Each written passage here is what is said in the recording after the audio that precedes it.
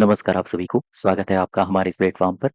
Lower PCS के लिए आज हम एक टॉपिक का रिवीजन करवाएँगे आपको। ये है भारत में आपदा प्रबंधन। ये सिलेबस में आपके दिया गया है। इसी सिलेबस पर आधारित आपदा प्रबंधन से संबंधित महत्वपूर्ण संगठन हैं विश्व स्तर पर और इसके अलावा भारतीय स्तर पर।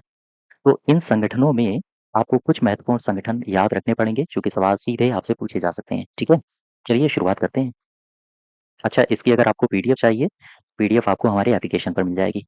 लिंक आपको डिस्क्रिप्शन बॉक्स में और साथ ही साथ कमेंट बॉक्स में दी गई है, तो वहाँ से जाके आप पीडीएफ को डाउनलोड कर सकते हैं। इसके अलावा अगर आप हमारे किसी भी बैच से जुड़ना चाहते हैं, तो आपको लोअर पीसीएस के सारे बैचेज़ भी इसी एप्लीकेशन में मिल जाएँगे। ये संगठन जो हम आज आपसे डिस्कस करने वाले हैं, यहाँ पर आइए। विश्व स्तर पर कौन-कौन से संगठन हैं जो आपदा प्रबंधन के लिए काम कर रहे हैं? यानी विश्व स्तर पर आपदा न्यूनीकरण, आपदा प्रबंधन के क्षेत्र में किए जा रहे प्रयास और कुछ महत्वपूर्ण उपलब्धियाँ। ये आपका टॉपिक महत्वपूर्ण रहने वाला है। इसमें कुछ महत्वपूर्ण टू द पॉइंट हम लोग डिस्कस करेंगे, ठीक है? आओ ज़रा शुरुआत करते हैं। सबसे पहले संयुक्त राष्ट्र आपदा जोखिम न्यूनीकरण कार्यालय। इसकी स्थापना कब होती है? याद रखना 1999 यानी 1999। हेडक्वार्टर अगर आपसे पूछा जाए तो बताना जिनेवा में है। जिनेवा कहाँ है? स्विट्ज़रलैंड में। इसे क्यों स्थापित किया गया? कारण क्या है? इसे अंतर्राष्ट्रीय आपदा न्यूनीकरण रणनीति के कार्यान्वयन को सुविधाजनक बनाने के लिए इसे स्थापित किया किया गया था, ठीक है? भूलोगे नहीं, एक बार फिर से मैं रिपीट कर दूँ। संयुक्त राष्ट्र आपदा जोखिम न्यूनीकरण कार्यालय, कब इसको एस्टैब्लिश किया जाता है? 1999। मुख्यालय कहाँ पर है? जिनेवा, स्विट्ज़रलैंड में। इसे आप अंतर्राष्ट्रीय आपदा न्यूनीकरण रणनीति के कार्यान्वयन को सुविधाजनक बनाने के लिए एस्टैब्लिश किया गया था। अब यहाँ पर देखो कुछ मिशन है जिसके लिए ये काम कर रहा है। समावेशी सतत विकास एवं सेंडाई फ्रेमवर्क के लक्ष्यों को प्राप्त करने में ये सहायता देता है, ये इसका लक्ष्य है। इसके अलावा सेंडाई फ्रेमवर्क की अगर आपसे बात करें, इसकी अवधि क्या है, कब से कब तक लागू रहेगा? 15 साल की अवधि तक ये लागू रहेगा, 2015 से लेकर 2030 तक। याद रखोगे? इसके अलावा ह्यूगो फ्रेमवर्क फॉर कन्वेंशन का ये बेहतर संस्करण है। पहले ह्यूगो फ्रेमवर्क आया था, उसी का ये बेहतर संस्करण सेंडाई फ्रेमवर्क को अपनाया गया है। और आगे बढ़ो जरा, ह्यूगो फ्रेमवर्क की बात कर लो। HAF Hugo framework for action. इसकी अवधि क्या है? 2005 से लेकर 15। याद रखना, एक तरफ कन्वेंशन दे सकता है और एक तरफ उनकी अवधि दे सकता है और आपसे कहेगा मैच करा लो। भारत क्या इसका हस्ताक्षर करता है? आप कहोगे हाँ, भारत इसका हस्ताक्षर करता है। इसके अंतर्गत 3 रणनीतिक लक्ष्य और 5 प्राथमिक कार्यवाही क्षेत्र निर्धारित किए गए थे। ध्यान रखना। और इसका आयोजन कहाँ किया गया था? याद रखो, जापान में। जापान में ही शहर है ह्यूगो, इसी वजह से इसको कहा जाता है ह्यूगो फ्रेमवर्क। और आगे बढ़ो, नेक्स्ट देखो। अब आ जाओ आपदा जोखिम न्यूनीकरण के लिए सेंडाई फ्रेमवर्क। अवधि जरूर याद रखना, 2015 से 30 तक। ठीक है, ह्यूगो की कितनी थी वो मैं आपको बता चुका हूँ। तो ये क्या है? ये आपदा जोखिम न्यूनीकरण के लिए एक सेंडाई फ्रेमवर्क है। 15 वर्षीय है, स्वैच्छिक है, गैर बाध्यकारी समझौता है। इसमें कितने टारगेट्स हैं? इसमें 7 टारगेट्स हैं। ठीक है, 7 लक्ष्य। जापान का शहर सेंडाई में तीसरा संयुक्त राष्ट्र आपदा जोखिम न्यूनीकरण शिखर सम्मेलन हुआ। इसमें इस फ्रेमवर्क को अपनाया गया। कहाँ पे अपनाया गया? जापान में। किस शहर में अपनाया गया? सेंडाई में। याद रखो, कौन से नंबर का ये सम्मेलन था? तीसरा। कई सारे सवाल एक ही लाइन में मिल सकते हैं आपको, इसलिए केयरफुली यानी सावधानी पूर्वक आपको पढ़ते जाना है और रिवीजन करते जाना है। यहाँ पर देखो, अगर आपसे डीआरआर का मतलब पूछे, डिजास्टर रिस्क रिडक्शन होता है आपदा जोखिम न्यूनीकरण। तो यहाँ तक बात समझ गए? और आगे बढ़ो। नेक्स्ट देखो, आपदा जोखिम न्यूनीकरण पर विश्व सम्मेलन WCDRR, इसे कहते हैं world conference on disaster risk reduction. ये जापान में इसका आयोजन हुआ। 1994 में आयोजन हुआ याकोहामा में, 2005 में आयोजन हुआ कोबे में और 2015 में आयोजन हुआ सेंटाई में। याद रखना, ये इंपॉर्टेंट है आपके लिए। एक तरफ शहर दे देगा और कहेगा मुझे बताओ वर्ल्ड कॉन्फ्रेंस कहाँ-कहाँ हुई हैं, किस-किस वर्ष हुई हैं, और दूसरी तरफ उनके ईयर्स लिख देगा। कहेगा मैच करा डालो। आपको ये सारे के सारे फैक्ट्स पता होने चाहिए। और आगे बढ़ें। नेक्स्ट देखो, आपदा जोखिम न्यूनीकरण के लिए वैश्विक मंच। इसको बोलते हैं GPDRR। डीआरआर वही कॉमन है, इसको बोलते हैं डिजास्टर रिस्क रिडक्शन। और जीपी का मतलब हो जाएगा ग्लोबल प्लेटफॉर्म। ग्लोबल प्लेटफॉर्म के लिए फॉर डिजास्टर रिस्क रिडक्शन। ये सेंडाई फ्रेमवर्क पर हुई प्रगति का मूल्यांकन करेगा। ध्यान रखना, इंपॉर्टेंट उद्देश्य है। इसकी स्थापना कब होती है? 2006 में। ठीक है, यहाँ तो बात क्लियर हो रही है। और जीपी 2025 यानी 8वीं बैठक कहाँ पर होती है? ये होती है जिनेवा में। इसके अलावा इसको एक बार फिर से समझते हैं। आपदा जोखिम न्यूनीकरण के लिए वैश्विक मंच। याद रखो, स्थापना 2006 में। GPDRR अगर आपसे फुल फॉर्म पूछे तो बताओगे global platform for disaster risk reduction. Sendai framework पर हुई प्रगति का इसका उद्देश्य है कि ये मूल्यांकन करेगा। अब देखो एक नया शब्द, DRR तो कॉमन है, ये लिखा है AMC। AMC का मतलब क्या है? साफ साफ लिखा है आपदा जोखिम न्यूनीकरण के लिए ACI मंत्री स्तरीय सम्मेलन, एशियन मिनिस्टेरियल कॉन्फ्रेंस मंत्री स्तरीय सम्मेलन की बात हो रही है। देखो यहाँ पे इसका पूरा नाम क्या है? Asian ministerial conference on conference for disaster risk reduction. इसकी पहली बैठक कहाँ पर हुई? 2005 में हुई बीजिंग में। 2007 में भारत में इसकी बैठक हुई। 2016 में भी भारत में इसकी बैठक हुई। तो याद रखो ये बातें। इसके अलावा एक कार्यालय और है जो आपदा प्रबंधन के लिए काम करता है। इसको कहते हैं मानवीय मामलों के समन्वय के लिए संयुक्त राष्ट्र कार्यालय, UNOCHA कहा जाता है।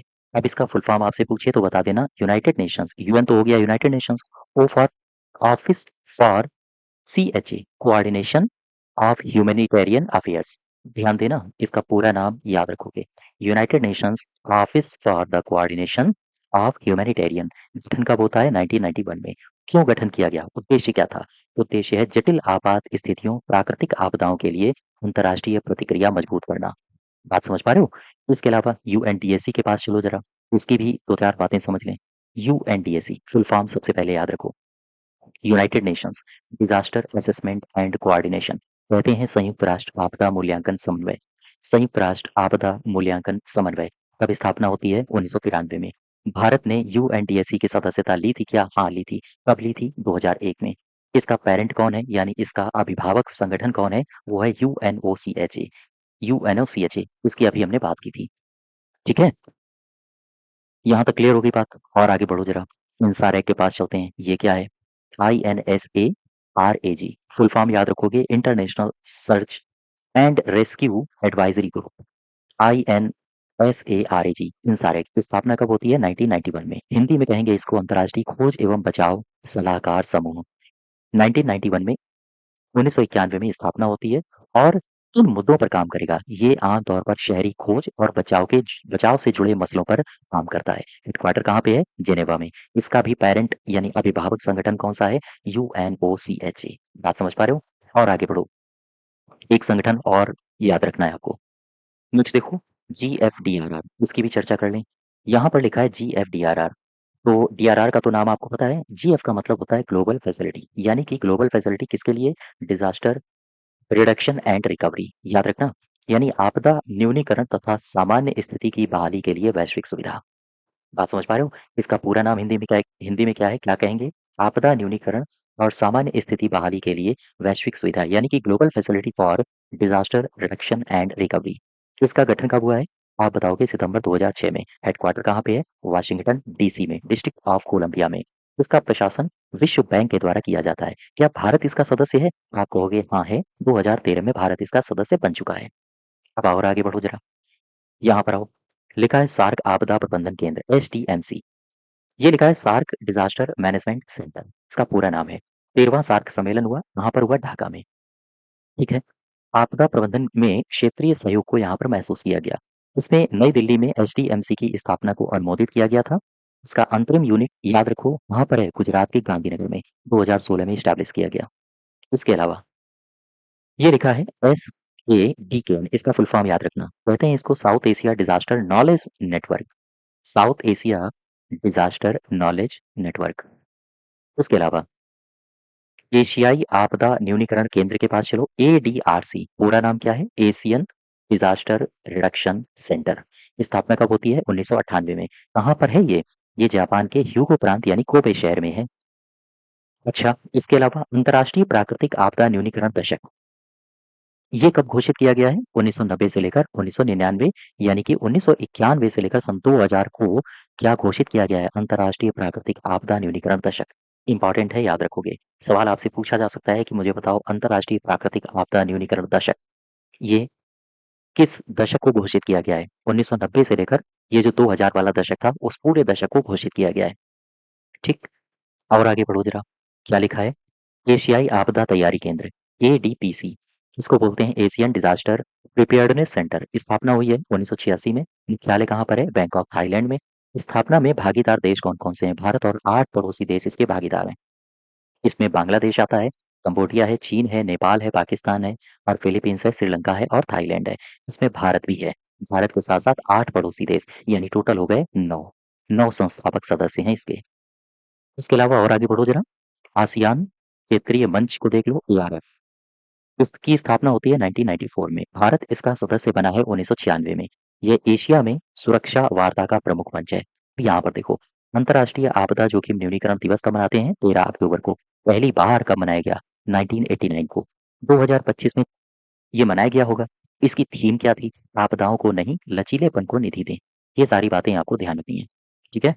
बिल्कुल शॉर्ट में आपको चीज़ें बताई जा रही हैं ताकि जल्दी अंत समय में फटाफट आप रिवीजन कर सकें। तो देखो, महत्वपूर्ण आपदा शोध कार्यक्रम यहाँ पर दिए गए हैं। जैसे पर्यावरण समस्याओं पर वैज्ञानिक समिति कौन-सी है? इसको बोलते हैं इसको कहते हैं scientific committee on problems of the environment. इसकी स्थापना 1969 में हुई है। उद्देश्य क्या है? यूएनईपी, एमएपीडब्ल्यूसीपी की सहायता करना। यूएनईपी क्या है? इसको बोलते हैं संयुक्त राष्ट्र पर्यावरण कार्यक्रम और डब्ल्यूसीपी क्या है? इसे कहते हैं विश्व जलवायु कार्यक्रम। ठीक है? इसका दूसरा उद्देश्य है पर्यावरण पर मानवीय प्रभावों से संबंधित जानकारी को एकत्र करना। ये इसके उद्देश्य हैं। इसके अलावा एक और कार्यक्रम है। इस कार्यक्रम को कहा जाता है अंतर्राष्ट्रीय भूमंडल और जीवमंडल कार्यक्रम, आईजीबीपी। कहेंगे international geosphere and biosphere programme. ये एक शोध कार्यक्रम है, ध्यान रखना, और 1987 से 2015 तक चला था। इसके अलावा आईआरपी का नाम आपने सुना होगा, नहीं सुना है तो ध्यान रखो इसको। इसको बोलते हैं इंटरनेशनल रिकवरी प्लेटफॉर्म। 2005 में इसको एस्टैब्लिश किया जाता है जापान के कोबे में। जापान के कोबे में world conference on disaster risk reduction के दौरान ही आईआरपी की स्थापना हुई है। सवाल आपसे पूछा जा सकता है कि आईआरपी की स्थापना किस कॉन्फ्रेंस के दौरान हुई है? तो याद रखो जापान के कोबे में। World conference on disaster risk reduction के दौरान कब हुई है? 2005 में। आईआरपी क्या है? International recovery platform. ठीक है, और आगे बढ़ो। एक, हाँ, यहाँ पर आओ। सीएमसीपी कहते हैं इसको, community mechanism for civil protection. 2001 में स्थापित हुआ और यूरोपियन यूनियन से ये संबंधित है। ये इंपॉर्टेंट है आपके लिए, मोस्ट इंपॉर्टेंट, याद रखना, सीडीआरआई। इसको कहते हैं coalition for disaster resilient infrastructure. Hindi में कहते हैं आपदा प्रतिरोधी बुनियादी ढांचे के लिए गठबंधन। शुरुआत हुई है 2019 से। कहाँ शुरुआत हुई है? न्यूयॉर्क में। और इसे प्रधानमंत्री मोदी साहब ने इसकी शुरुआत करी थी। न्यूयॉर्क में दरअसल एक कॉन्फ्रेंस हो रही थी जिसको कहते हैं संयुक्त राष्ट्र जलवायु कार्यवाही शिखर सम्मेलन। इसी सम्मेलन के दौरान इस कॉन्सेप्ट को लाया गया था प्रधानमंत्री जी के द्वारा। यहाँ तक बात समझ पा रहे हो? और आगे बढ़ो। अब शुरुआत करेंगे आपदा प्रबंधन अधिनियम 2005 से। बिल्कुल शॉर्ट में चीजें आपको बस रिवीजन करनी है। ठीक है, देखो, ये अधिनियम कब आया? 2005 में। और इसे अधिनियमित कब किया गया? आप बताओगे 23 दिसंबर 2005 को। कितने अध्याय हैं इसमें? 11। कितनी धाराएँ हैं इसमें? 79। यहाँ पर फटाफट रिवीजन कर लो। कौन से अध्याय में कौन सा टाइटल लिखा हुआ है? अध्याय 1 की अगर बात करें तो धारा 1 से 2 है। इसमें परिभाषाएँ दी हैं। अध्याय 2 में धारा 3 से लेकर 13 तक अध्याय 2 है। क्या है? ये इसका टाइटल क्या है? राष्ट्रीय आपदा प्रबंधन प्राधिकरण के बारे में अध्याय 2 में दिया गया है। इसके अलावा राज्य आपदा प्रबंधन प्राधिकरण में राज्य आपदा प्रबंधन प्राधिकरण के बारे में कहाँ दिया गया है? अध्याय 3 में। धारा कौन-सी है? 14 से लेकर 24। यानी धारा 14 से 24 तक केवल और केवल किसकी जानकारी मिलती है? राज्य आपदा प्रबंधन प्राधिकरण और उससे संबंधित कुछ महत्वपूर्ण बातों की। वहीं जिला आपदा प्रबंधन प्राधिकरण की जानकारी कहाँ मिलती है? अध्याय 4 में। धाराएँ कौन-कौन सी हैं? 25 से लेकर 34 तक ये समर्पित हैं जिला आपदा प्रबंधन प्राधिकरण को। अच्छा, आपदा प्रबंधन के लिए राज्य सरकार के उपाय ये कहाँ पर दिए गए हैं? ये अध्याय 5 में दिए गए हैं। धाराएँ कौन-कौन सी इसको समर्पित हैं? 35 से लेकर 40। सारी की सारी धाराएँ इन उपायों को लेकर समर्पित हैं। स्थानीय प्राधिकारी ये किस अध्याय में दिया गया है? अध्याय 6 में। कौन-सी धारा स्थानीय प्राधिकारी को समर्पित है? 41। ठीक, अब यहाँ पर आओ। राष्ट्रीय आपदा प्रबंधन संस्थान, ये किस अध्याय में दिया गया है? अध्याय नंबर है 7। कौन-सी धाराएँ इसको समर्पित हैं? 42 और 43। इसके अलावा राष्ट्रीय आपदा मोचन बल, ये किस अध्याय में है? अध्याय नंबर है 8। और राष्ट्रीय आपदा मोचन बल को समर्पित कौन-कौन सी धाराएँ हैं? आप बताओगे 44 और 45। वित्त लेखा संपरीक्षा, ये किस अध्याय में है? अध्याय नंबर 9 है।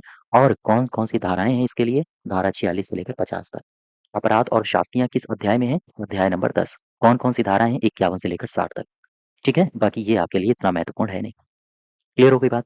तो ये ग्राफ, ये चार्ट आपको ध्यान रखना है। बिल्कुल शॉर्ट में दिया गया है। इसके अलावा यहाँ पर कुछ महत्वपूर्ण धाराएँ हैं, इसको हम लोग नेक्स्ट डे रिवीजन करेंगे, ठीक है? तो आज यहीं तक रखते हैं। अच्छा, अगर आपको इसकी पीडीएफ डाउनलोड करनी है तो कहाँ जाएँगे? आप जाएँगे हमारे एप्लीकेशन में और थ्योरी बैच में इसकी कंप्लीट पीडीएफ आप डाउनलोड कर सकते हैं, ना सिर्फ आपदा प्रबंधन की, साइंस एंड टेक की भी और इसके अलावा एनवायरनमेंट की भी और भी कई सारे महत्वपूर्ण टॉपिक्स की। ठीक है? आज यहीं तक रखते हैं। धन्यवाद।